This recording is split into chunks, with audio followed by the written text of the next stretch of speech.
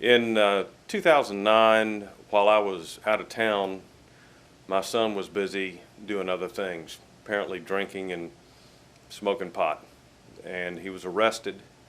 And upon my return to Houston, I discovered not only that he had been arrested, but that he had an addiction problem to marijuana and to alcohol. And the most important thing that I think I've found upon my return is that he knew where to turn for help. And he turned immediately to friends who in turn directed him to Teen and Family Services.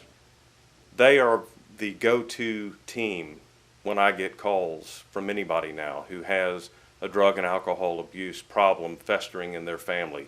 Whether it's a husband or a wife or a child, that is the one source that I know to turn to when somebody needs answers, straight, direct, and helpful answers. And I will refer people to them as long as I possibly can because they help. And once he found Teen and Family Services, once he became part of that and was subjected and agreed to the alternative peer group methodology, his whole life changed, which in turn changed my life and the rest of my family's life. He became sober. He became clear. And it took a little bit of time, but he also became mature through the process. I think the alternative peer group model may be the only choice.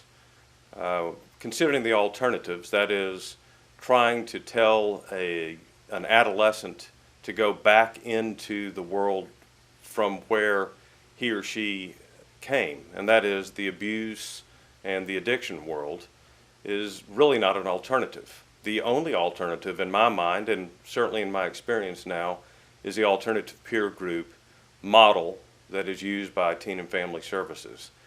I think that the best way for a teen to get off of the abusive behavior and the addictive behavior is to surround himself or herself with others who are in the same boat that they're in. Birds of a feather tend to flock together, quite frankly. And a teen who finds an alternative peer group where it's okay to not abuse drugs and it's okay to go to a party and not drink gives that child, gives that teenager the self-confidence to be able to go forward and to learn that it's okay not to drink and it's okay not to do drugs. So I think the alternative peer group, frankly, is the smartest and best way to go.